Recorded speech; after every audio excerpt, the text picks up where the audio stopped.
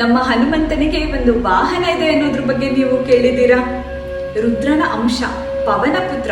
ಯಾವುದೇ ಲೋಕಕ್ಕಾದ್ರೂ ವಾಯು ವೇಗದಲ್ಲಿ ಚಲಿಸಬಹುದಾದಂತಹ ನಮ್ಮ ಹನುಮಂತನಿಗೆ ವಾಹನದ ಅವಶ್ಯಕತೆಯಾದ್ರೂ ಇದೆಯಾ? ಇದರ ಉಲ್ಲೇಖ ವಾಲ್ಮೀಕಿ ರಾಮಾಯಣದಲ್ಲಿಲ್ಲ. ಆದ್ರೆ ಹನುಮಂತನ ಜೀವನದ ಬಗ್ಗೆ ಸಾಕಷ್ಟು ವಿಷಯಗಳನ್ನ ತಿಳಿಸ್ಕೊಡೋ ಪರಶಿವ ಸಂಹಿತೆಯಲ್ಲಿ ಈ ವಾಹನದ ಉಲ್ಲೇಖ ಇದೆ.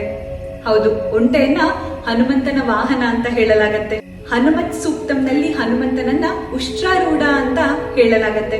ಸಂಸ್ಕೃತದಲ್ಲಿ ಉಷ್ಟ್ರ ಅಂದ್ರೆ ಒಂಟೆ, ಉಷ್ಟ್ರಾರೂಢ ಅಂದ್ರೆ ಒಂಟೆಯ ಮೇಲೆ ಸವಾರಿ ಮಾಡುವವನು ಅನ್ನೋ ಅರ್ಥ ಬರುತ್ತೆ. ಹೇಗೆ ನಾವು ಶಿವನ ದೇವಸ್ಥಾನದಲ್ಲಿ ಶಿವಲಿಂಗದ ಮುಂದೆ ನಂದಿಯನ್ನು ನೋಡ್ತೀವೋ, ಹಾಗೆ ಕೆಲವು ದೇವಸ್ಥಾನಗಳಲ್ಲಿ ಹನುಮಂತನ ಮುಂದೆ ಈ ಒಂಟೆಯನ್ನ ನೋಡಬಹುದು. ಗೊತ್ತಾ, ನಮ್ಮಲ್ಲಿ ಎಲ್ಲಾ ದೇವರು ಸಾಮಾನ್ಯವಾಗಿ ಒಂದು ಪ್ರಾಣಿಯನ್ನ ವಾಹನವನ್ನಾಗಿ ಮಾಡಿಕೊಂಡಿರ್ತಾರೆ. ಇದು ಆ ದೇವರ ಯಾವ್ದಾದ್ರೂ ಒಂದು ಅಂಶದ ಸೂಚಕ ಕೂಡ ಆಗಿರುತ್ತೆ. ಹೀಗೆ ಒಂಟೆ ನಮ್ಮ ಹನುಮಂತನ ವಾಹನ ಅಂದ್ರೆ ಇದು ಏನನ್ನ ಸೂಚಿಸಬಹುದು? ಹೀಗೆ ಯೋಚನೆ ಮಾಡೋಣ. ನಾವೊಂದು ಮರಳುಗಾಡಲ್ಲಿ ಸಿಕ್ಕಾಕೊಂಡ್ಬಿಟ್ಟಿದ್ದೀವಿ.